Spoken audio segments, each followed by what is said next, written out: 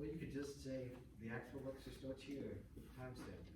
Okay, so I started lecturing without starting video again, so either we'll tack on to this, or these technological brilliant minds are going to show me how to edit video and tack on to. So we'll make sure we get it all in there.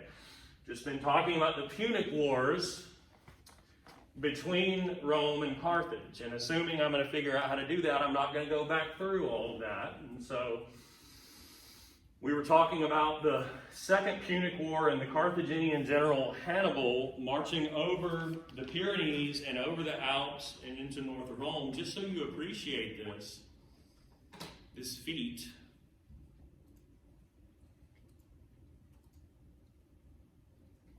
We're going to sail on over to the Pyrenees.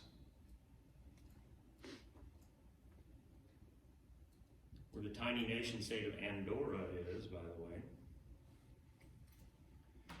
Now these are snow-capped in the wintertime, but last night poking around couldn't quite find a good snowy picture. So you could still appreciate the feat of marching an army through here. Again, including a large contingent of war elephants. I mean, these are not just little foothills, you know. That being said, Hannibal did hew close to the coastline. So, I mean, it's perhaps a little bit less dramatic than maybe you'd think. Oops, I didn't know. Wow, that's a pretty nice setup. Man, I want to find out who these people are and take a trip there. Good for them. Let's see if we got any more mountain estates. There we go. That's a better little bit of appreciation of what you're dealing with here. Beautiful country, the border between modern day France and Spain. But again, appreciate the fact that once Hannibal had made it through there, and none of those big cities were big cities, of course, back then. Then you get to the Alps here that separate France from modern day Italy, and up there Switzerland and the nation state of Liechtenstein. These are even more formidable. These were the highest peaks in all of Europe are, and certainly I didn't intend to plop down right in the middle of some town. Grenoble, relatively sizable city there. No, again, not exactly what I was going for, but you do appreciate that these are formidable peaks. Yeah, there we go. No, you didn't want to go.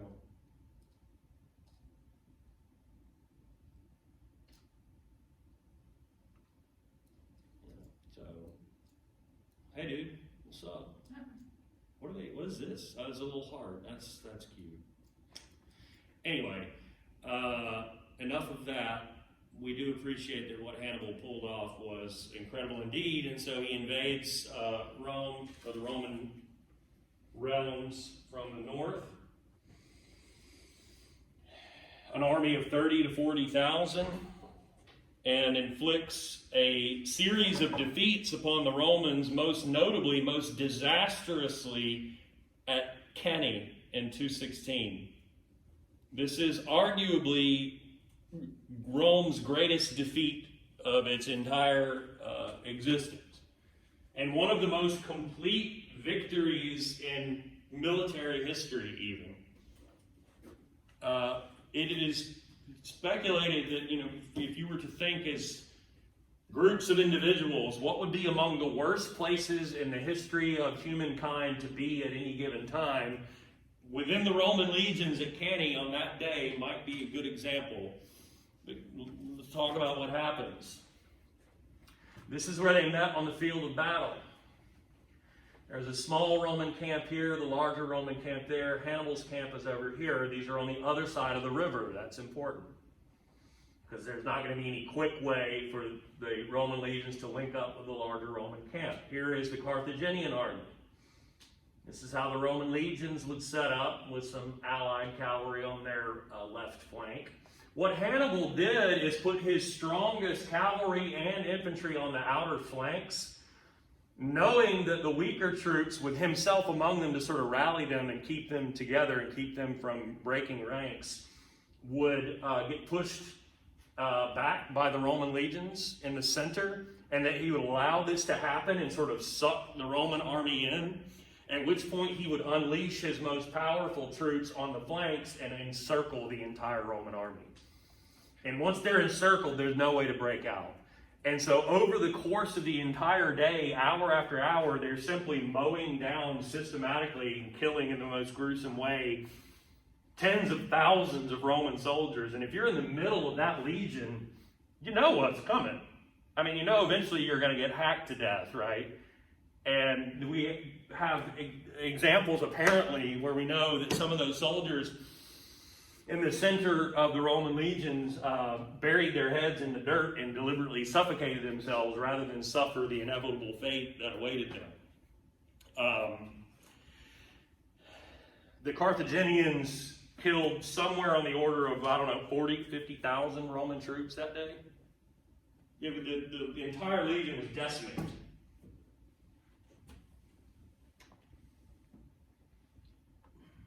That being said, Rome had a pretty significant advantage in terms of manpower and is sort of rebuilding at that point from within for the remainder of the Second Punic War.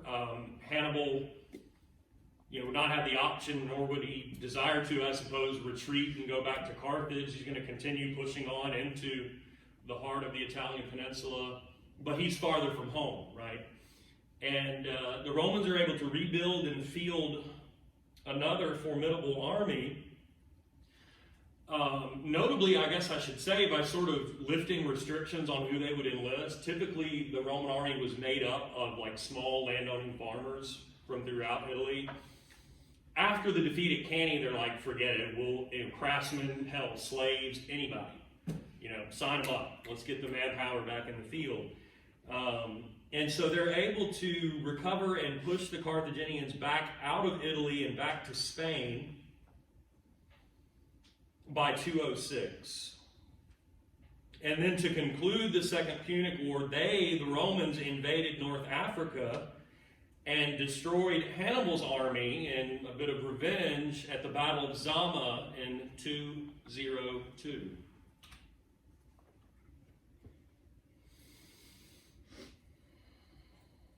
And at that point, the big takeaway from the Second Punic War, not just that they got revenge for Cannae and defeated Hannibal at Zama, they then take control of a large portion of the Iberian Peninsula, or Spain, the Romans. It becomes a Roman province, in other words, at that point. That being said, this time it is many in the Roman government who have resolved to mete out even more revenge on Carthage. Winning at Zama was not enough for what they felt had been done, and they resolved to, at some point, invade Carthage proper, like to seek out going into North Africa and literally sack or destroy the city of Carthage itself in the heart of the Carthaginian Empire, which is what they do in the third and final Punic War, fought between 149 BCE and 146. 10 days of pillaging and destruction inflicted upon the city of Carthage. 50,000 inhabitants who survived the murder and pillaging are sold into slavery. The Romans destroyed all of the buildings in Carthage and even put the cherry on top, went the extra step of salting the earth around the city such that it would not be fertile. Complete and utter destruction. And then thereafter, Africa, as they call it, this is where the name comes from. It's the word the Romans give to that portion of North Africa that had been Carthaginian Empire, which is now a Roman province. At that point, the Romans turned their attention to the east and the conquest of both Macedonia, the former Hellenistic kingdom, the Antigonid kingdom in Macedonia in 148, and then Greece proper, another Hellenistic kingdom in 146. They moved east and conquered yet another Hellenistic kingdom of Pergamum. You don't need to write all these names down. And then proceed to chip away at the largest of the Hellenistic kingdoms, the Seleucid kingdom, which stretched from modern-day Iraq and Mesopotamia all the way into Persia.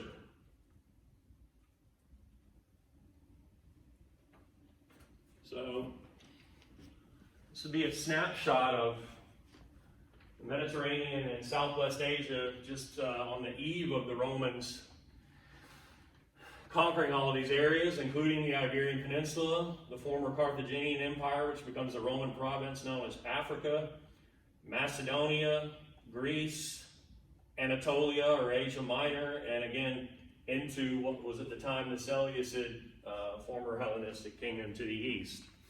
And eventually, of course, Egypt as well. Yet another of the former realms of Alexandria. Consider that in taking these former Hellenistic kingdoms, this is the connection. Of course, they conquered Greece proper as well. This is furthering the connection between Rome and Greece culturally, and how we can talk truly about a Greco-Roman culture. And so much that the Romans inherit still from the Greeks, beyond just their beginnings and their alphabet and so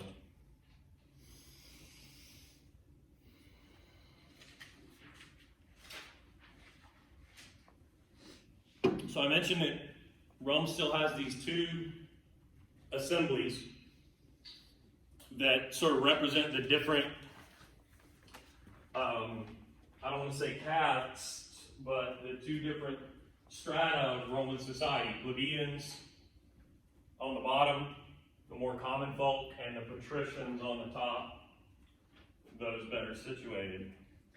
In the Senate, representing the patrician class, and the Council of Plebes, of course, representing the interest of the plebeians.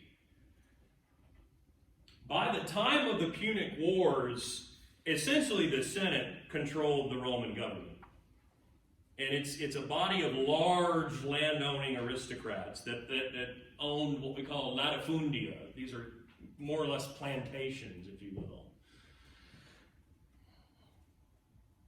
There are 300 of those individuals that served in the Senate for life, but of course most Romans, like those that serve in the army, are small-time farmers who were recruits that served in the army for a year and then returned each year to tend to their harvest. Or sometimes, if they didn't get to return from the field that year, that is the field of battle, to the field of planting, then they could miss a harvest, get foreclosed upon, removed, kicked off their land. And this starts to happen more and more at the same time that aristocrats start consolidating more and more land, including some land that had been state-owned, which the lower-class plebeian folks view as unfair. And we start to see sort of unfair compounded by unfair. And many of those former small farmers end up landless and poor in cities like Rome itself. As at the same time, the aristocrats, patricians, are amassing larger and larger latifundia and using slave labor to work on the latifundia. The small farmers can't compete with that. So they're getting driven out of the market at the same time. Those that haven't lost their money. Well, if you're talking about fewer and fewer small farmers, landowning farmers, that's fewer and fewer people who are actually eligible to serve in the Roman legions in the army. And this is going to be a problem too. Enter at that time Tiberius and Gaius Gracchus, who served successive terms as tribune. Remember, tribune was a higher-up position in the Roman government that plebeians had successfully gotten created to represent their interests. And these two brothers served successive terms in those positions.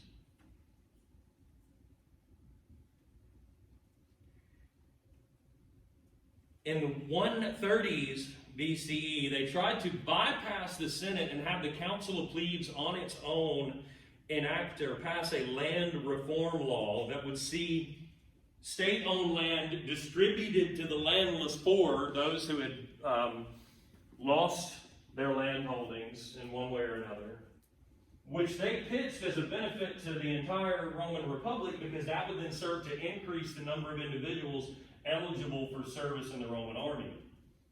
So they say, hey, let's stop this process of having the rich patricians, gobble up this state-owned land and enrich themselves by growing their latifundia. Let's instead take that state-owned land and distribute it to the landless poor, and this will be good for all of us because it helps us strengthen the Roman army. Well, guess what? They get assassinated for their efforts,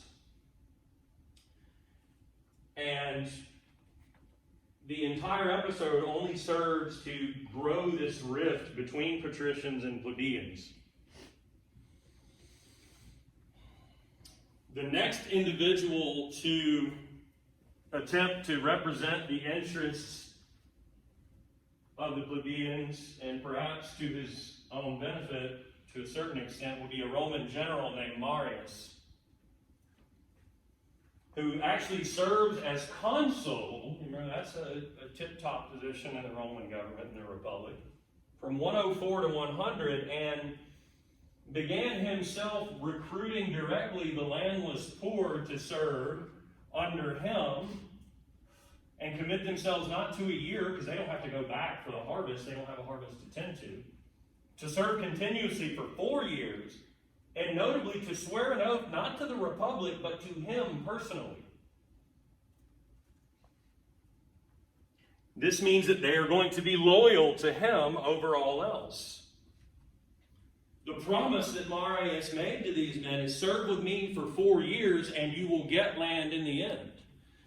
So he has directly inserted himself into this larger issue and pitched to these masses of landless poor a way that they would become landed by way of 4 years of military service, swearing an oath to him personally. This essentially gets him a personal army to sort of do as he pleases. But also, too, it gets him the support of the Council of Plebes for doing something similar to what the brothers Gracchi had attempted to do.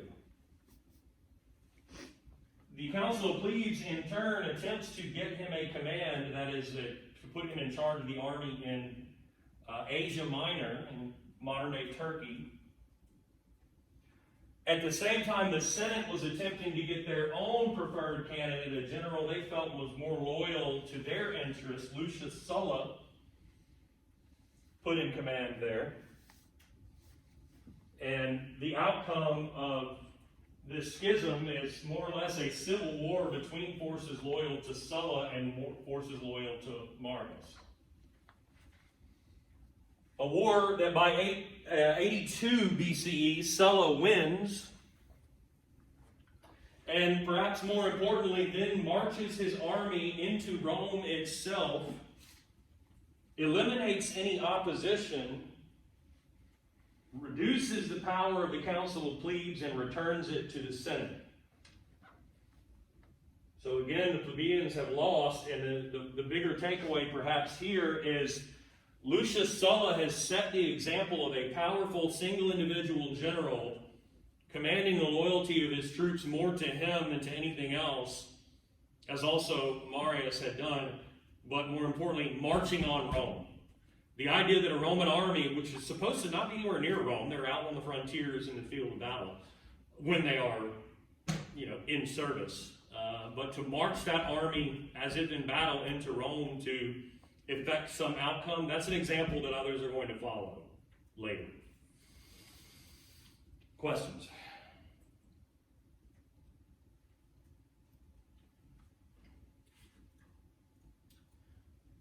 By 60 BCE, a trio of generals had amassed significant power and wealth. And those three individuals you see there are Pompey, Crassus, and Julius Caesar. Crassus was the richest man in Rome.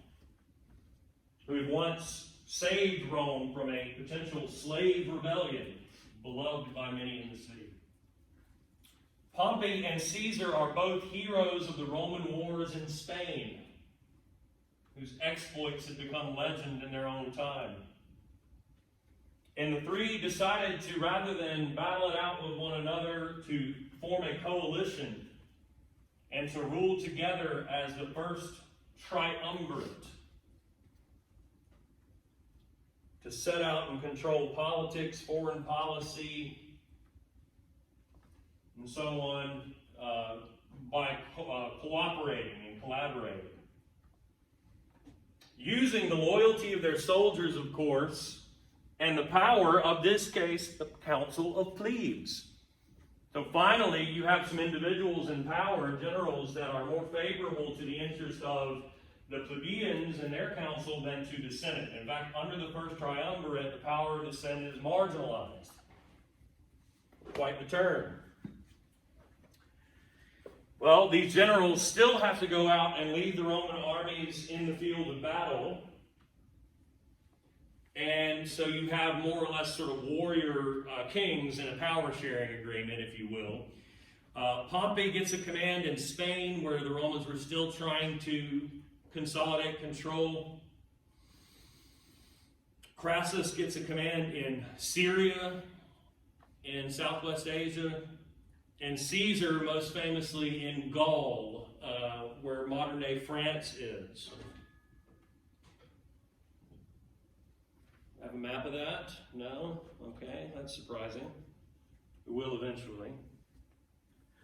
Crassus is killed in battle in Syria in 53 BCE, and now we're down to two. Two generals with loyal armies, becoming more endeared to them as they lead them into victories upon victories. Caesar, in fact, becomes even more legendary by conquering all of Gaul and greatly expanding the Roman realms to include most of what's now France. He has the loyalty, too, of the Council of Plebes and in general the plebeians of all of Rome, but the Senate is fearful of him. Fearful that this man would become the singular emperor of an empire with primarily the interest of plebeians in mind, and leave behind these patricians who were used to having at least some measure of power. And so preferring, it would seem, Pompey to Caesar, they call upon Caesar while still in Gaul to renounce his generalship and to return as a citizen to Rome. In other words, to come back just himself as a private citizen to Rome and to renounce his command, which he does not do. In fact, he decides to take that example that I had mentioned earlier in Lucius Sulla and to take his army and march into Rome as general. If he had doubts, by the time he enters the north of the Italian peninsula and crosses the Rubicon, the river Rubicon, those doubts are out the window, and he has resolved to march into Rome as leader of a Roman army to exert his will. And we use that phrase today: if you've made up your mind and you're going to do something, you take some irreversible action in the course of doing that, they would say, you have crossed the Rubicon now. There ain't no going back. You ever heard this? You never have? I don't think that's a thing. Well, maybe you will. It's going to be one of those things where you learn a new word or phrase, and now you're going to hear it like tonight and tomorrow or next week. You know what I mean? Maybe not. Maybe not. Questions? So Caesar, at this point, defeats any resistance from Pompey and sidelines him, and essentially becomes a military dictator of Rome. And sets out his sort of pro-plebeian agenda. He gives land to the landless poor. He initiates building projects and in what we would call internal improvements. He leads the army in conquests to the east. he establishes a diplomatic relationship or alliance with Egypt under then the leadership of Cleopatra. He establishes more than a diplomatic relationship, in fact, with Cleopatra. They have a romantic relationship, or at least a sexual one, for Cleopatra at one point bears his child, effectively known as Caesarion, or Little Caesar. That makes me laugh for some reason. Rome famously, I say famously or notably, adopts in the Egyptian calendar of 365 days. This would be obviously important for development of European civilization thereafter. And clearly Caesar sets about diluting the power of the Senate, or reducing it by dilution, I should say. He increases the number of senators from 300 to 900, allowing him to sort of get, as they would say if a team gets a new coach, or you got to let him get his guys in there, man. You got to wait till he gets his guys. Well, he packs the Senate with people that would tend to be loyal to him. Now, Caesar claimed he was going to restore Rome to a republic, but it gradually becomes clear that he's going to serve essentially as dictator for life. And, with a lot of people, that was fine. Of course, he is legendary among the plebeians. So why not? Well, he was resented, of course, by the really privileged patrician senators that sat in the Senate before he packed it. And they, of course, if you have read the works of William Shakespeare, you're familiar with this story, they have him assassinated in 44 BCE. A trio of senators, a group of senators, including Caesar's friend Brutus, stabbed him in the back, supposedly. And in Shakespeare's telling of it, he utters the line, "Et tu, Brute?" And you, Brutus? You, really? Of all people? This leads to the emergence of a second triumvirate.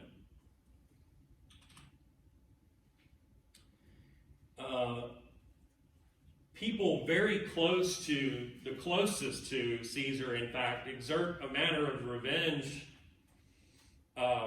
for his assassination. They defeat the army loyal to Brutus and these senators, and they then become a second triumvirate of sort of Caesar's closest guys, including his adopted son Octavian,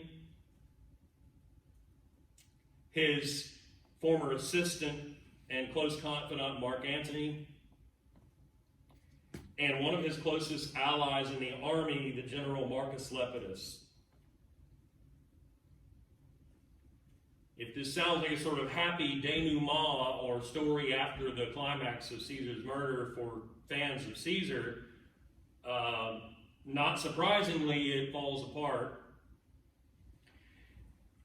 And the three eventually fall to fighting among one another. Marcus Lepidus is stripped of his generalship and exiled from the empire, leaving Octavian and Mark Antony, who end up actually dividing the empire east and west among themselves, with Mark Antony in the east,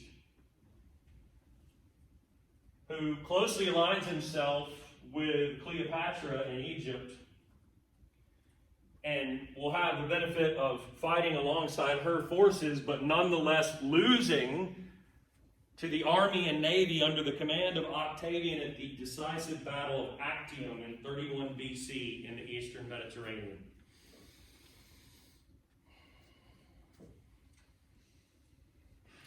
Antony and Cleopatra subsequently commit suicide. Octavian will become the first Roman emperor, ending 100 years of civil war in Rome, dating all the way back to the murders of the brothers Greco.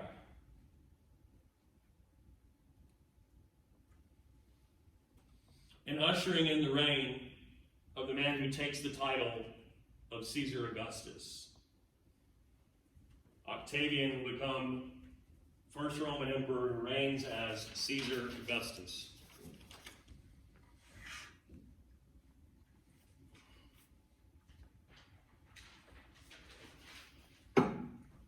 Even though he takes that title, he tries to downplay it and claims that just like Caesar had done, technically I'm restoring the republic is what we're doing here. He tries to refer to himself as the first citizen as opposed to Caesar or emperor, giving some sort of outward appearance that there were, checks on his power or authority. It's not so.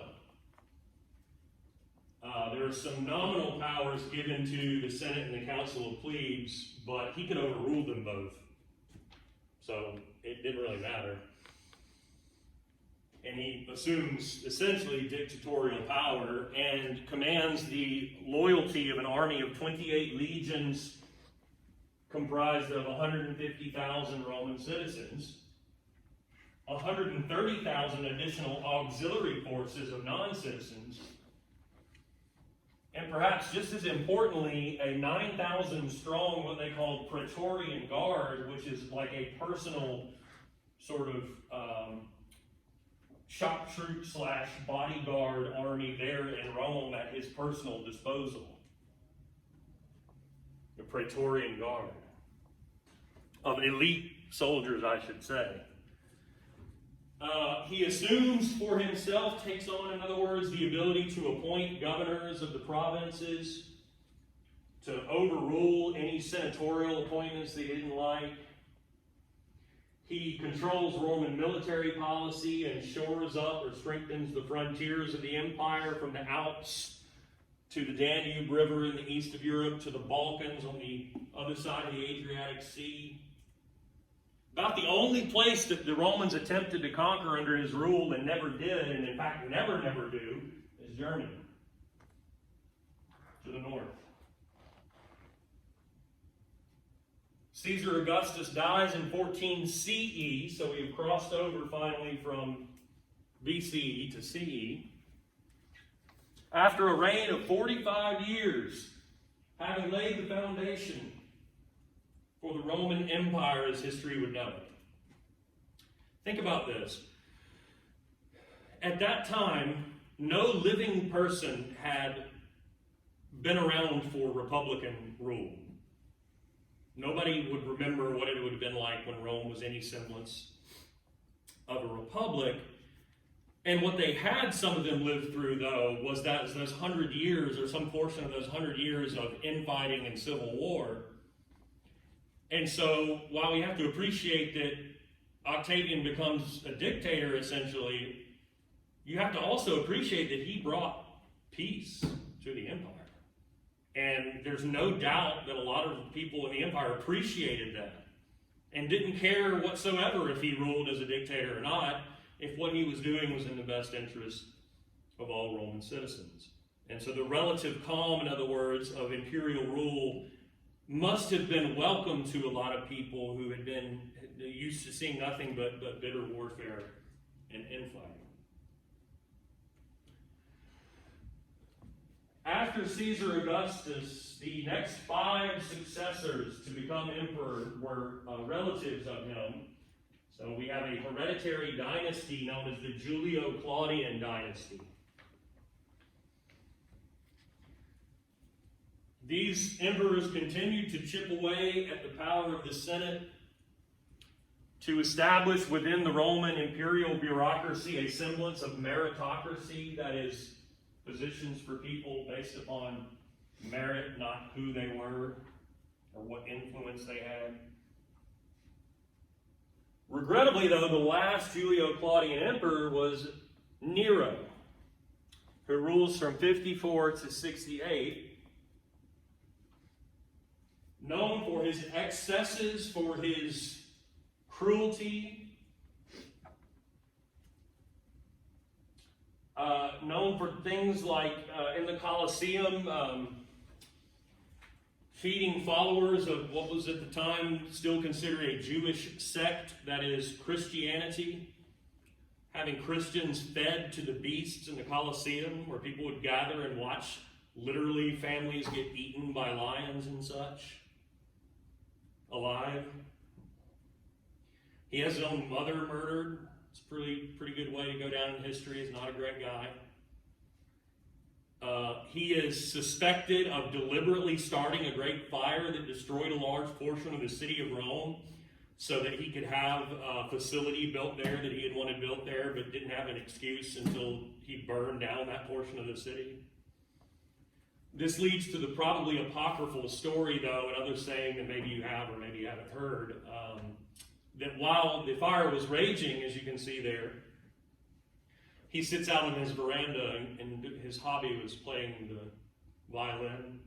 And so the phrase, if you're totally ambivalent or don't care about some catastrophe that's occurring, especially maybe even one of your own doing, and you're just, we say that you were fiddling while Rome burned. Anyone? Okay. Appreciate that. I don't know, he's just fiddling while Rome burned. He's totally oblivious to what was going on around him, the tragedy. Anyway, he was eventually forsaken by his own troops, by his own Praetorian Guard and legions, and upon realizing this, decides to commit suicide by stabbing himself in the neck. Perhaps a fitting end.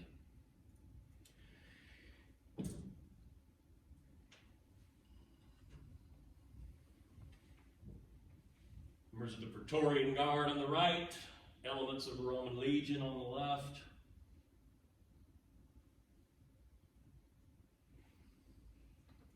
By the 90s CE, Rome will enter a period of relative peace and prosperity known as the Pax Romana, or the Roman peace,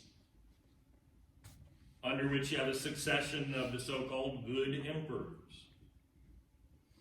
a series of capable and just emperors, the most notable examples of which are Trajan and Hadrian. Each of which now continue what had become the sort of time-honored practice of chipping away at the power of the Senate, appointing imperial officials to work directly under them and handle more and more of the government's business, to expand the reach of the Roman state in their hands exclusively, which, if you have a succession of good emperors, can be a good thing to do. For example, Trajan famously institutes an aid program for poor families to educate their children and uplift them. He and Hadrian both are noted for their building projects, and even throughout the provinces from Spain to the Middle East, great Roman roads and bridges and aqueducts for running water in the cities, that some of which still survive to this day. Some of which I have seen myself in Spain. They're pretty impressive. Among the most notable of the building projects under these two would be Hadrian's Wall, which separated the Roman province of Britannia, or Britain, from Scotland, which the Romans did not conquer. And pictured at bottom right, the Pantheon, a temple which still today is the site of the world's largest unreinforced concrete dome. Concrete was something the Romans become quite adept at working with. And the Pantheon is a pretty impressive building there in Rome.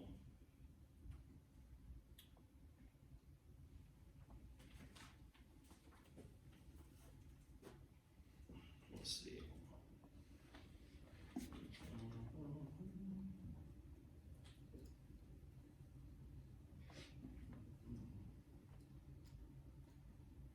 Let us descend upon Rome. Colosseum temporarily closed. No kidding. Pantheon.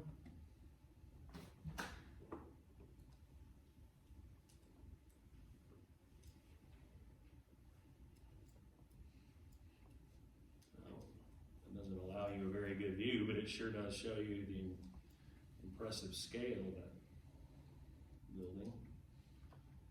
It's maybe a side view here. Or on the back side. This is what a smart person would do. Oh, come on. That's not.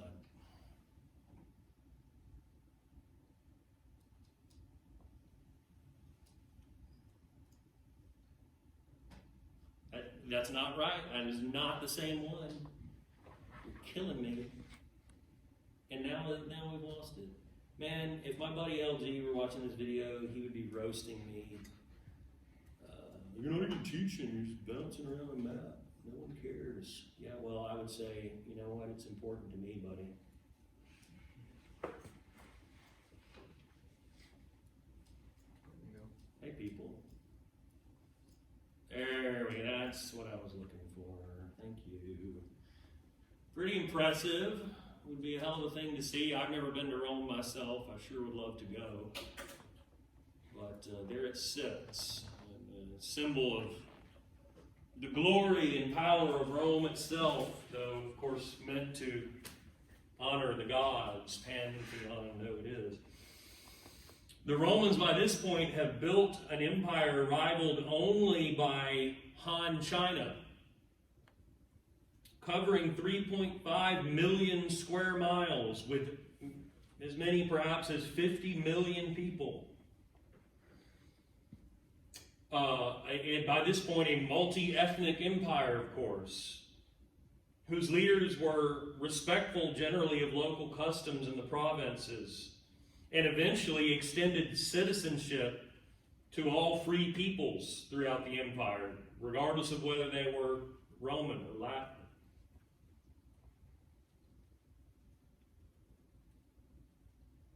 Speaking of which, Latin is the official language of the empire, at least in the West. Greek remains the language of the empire in the East. And of course, by this point, Roman and Greek culture have become sort of one. We have sort of Greco-Roman culture, as I mentioned earlier, by this point. Trade thrives on account of the peace and prosperity of the Pax Romana. Merchants from all over the empire bring goods from almost all over the world, at least from all over the Eastern Hemisphere, to the port cities of Ostia, which is like the port city extension of Rome, because Rome is not like right on the coast, it's up the Tiber River. Ostia and Naples to the north, or to the south rather, I'm sorry. The Silk Road will see trade goods pour into the empire from China and see silver and other goods flow back to China. And after the conquest by the Romans of Egypt, they have access to the Red Sea to the south and can trade with India for spices and pearls. The Vedic India of the post-Mauryan Empire era.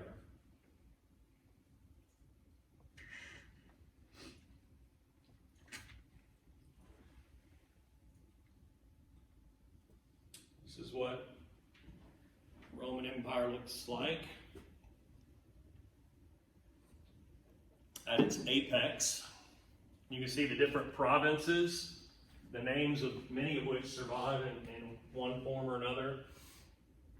You have Italia, of course, Macedonia and Achaia or Greece, Dalmatia, the Balkan coast.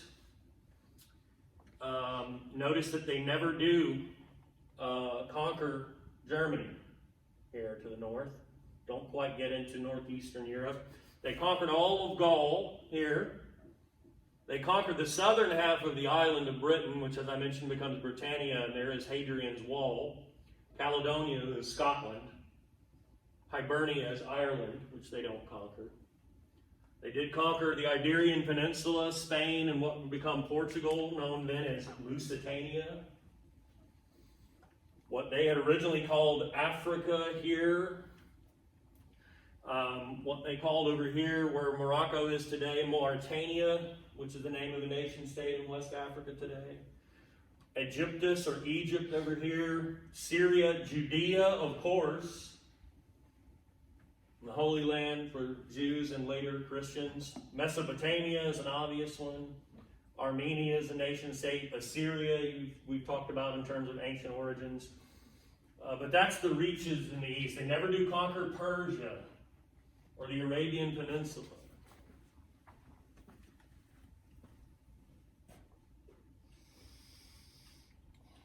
Latin, by the way, some would say is a dead language because it is not commonly spoken outside of the Vatican or the seat of the Roman Catholic Christian Church in Rome today. But that being said, it survives on in what are known as the Romance, as in spoken by the Romans, languages, which through these various developments over time would include Spanish and Portuguese, French and Italian, Romanian, and by proxy of French, English too. English is originally a Germanic language from the Angles and the Saxons, but Britain is overtaken by the Norman French at one point, and about a third of the English language comes from French. So we're like a pseudo-Romance language. This map now see is too fuzzy to decipher there, but is meant to convey to you the various means of trade in the 1st century CE between the Romans and the coast of Africa through the Red Sea down to modern-day Ethiopia and into the Indian Ocean and along the West Indian coast, East Indian coast to South Asia and so on. And of course, not reflected would be the Silk Road routes through Central Asia that we'll talk more about later.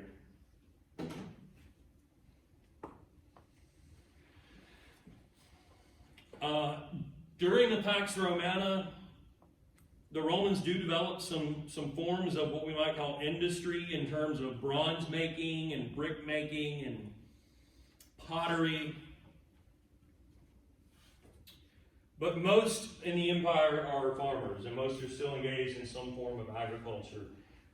The patricians in their latifundia still dominate that with their mix of slave labor and tenant farmers. But small farmers also thrive. The rulers, the good emperors of the Pax Romana, certainly had the interest of the plebeians in mind.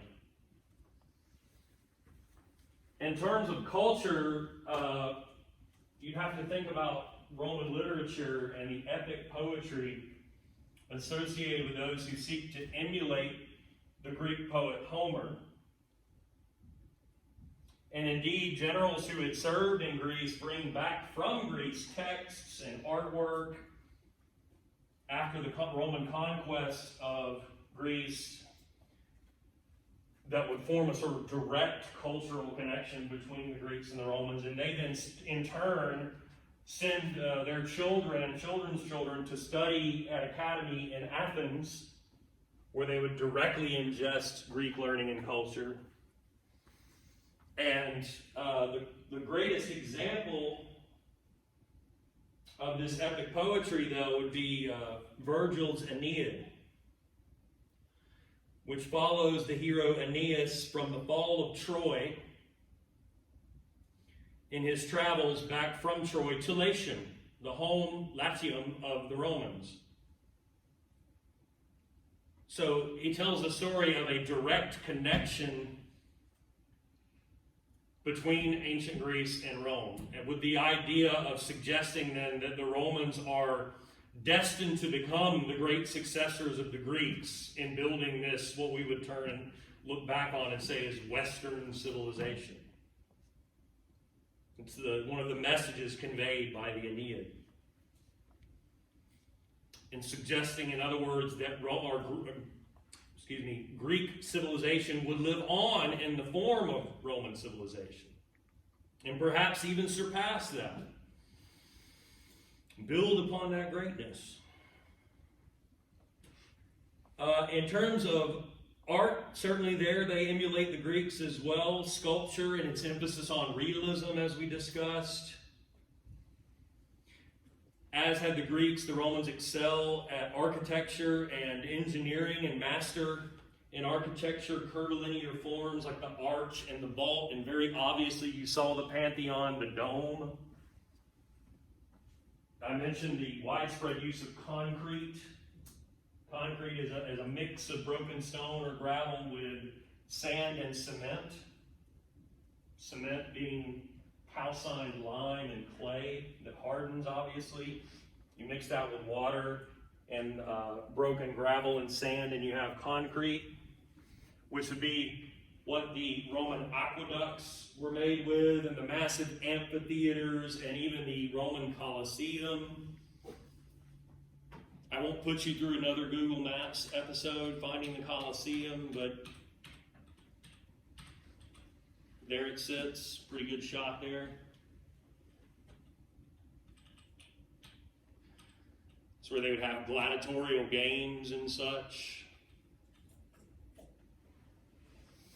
Here is a picture I took in Spain of remains of a massive Roman aqueduct carrying water through the city.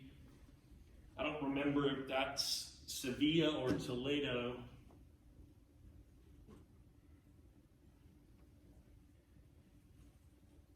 In terms of Roman society, during the Pax Romana, they developed a comprehensive set of laws based upon their concept of natural law. The idea that the universe could be governed by laws based upon human reason, logic, and a sense of fundamental fairness. Natural law. The fundamental in which would be the idea, for example, that you are innocent until proven guilty. The right that if you're accused of committing some crime, you have the right to a trial presided over by an impartial judge who would weigh evidence before ruling upon your guilt. The core of Roman society was the nuclear family, that is, nuclear as in man, woman, husband, wife, children, wherein the husband was, of course, the pater familias, the father figure, the head of the family, the authority figure. So this would include sons and their wives when they married at typically a very young age, as teenagers often. Unmarried daughters, though typically the pater familias would arrange for his daughters to be married about the age of 14 or 15. Boys were, of course, brought up to be good soldiers, girls to tend to the home and to raise children, and then sort of not nearly as maniacally committed, but somewhat similar to the Spartans. The gladiatorial games I mentioned, these would be held in the Colosseum and at other sites as a way for emperors to sort of keep people entertained. And there would be literal fights to the death between slaves who were trained as fighters, the condemned trained as fighters. Sometimes the condemned would be thrown in there with, lions or other beasts unarmed, and people would cheer and watch them get eaten alive, which is deeply disturbing, but apparently a thing that they did. Sometimes they would pit animals against other animals for sport. And then one final thing that should be mentioned, one of the great natural disasters of the ancient world has to be the eruption of Mount Vesuvius, which buried the nearby city of Pompeii in a fire of volcanic ash in 79 CE. Noted because archaeologists discovered the ruins there and people frozen in time in positions, crouching and hiding and doing what they can to try to save themselves, which obviously they did not. It was a terrible disaster and a tragedy.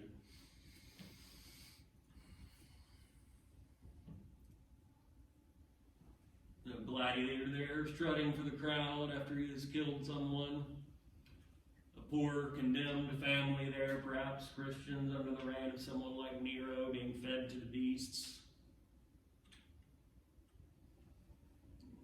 And now I know we have 5 minutes left, but the late empire, we have to save our discussion of Christ and Christianity for another time.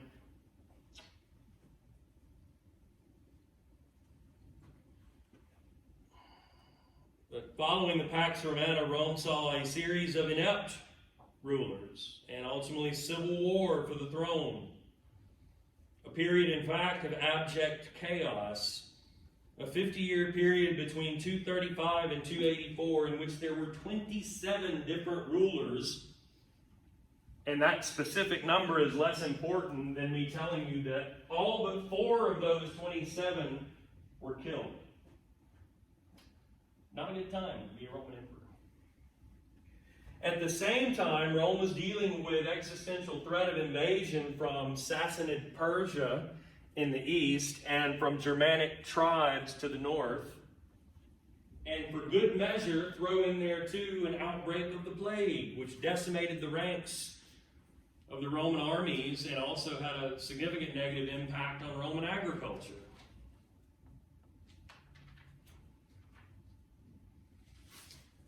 I think with this much left on this slide and one more to go, I might as well just leave it at that and ask if there are any questions.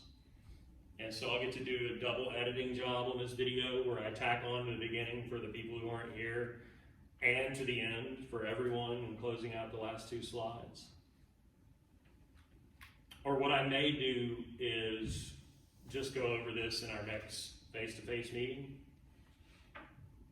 Or maybe not, I don't know. I'll probably finish it today and post it. Bye.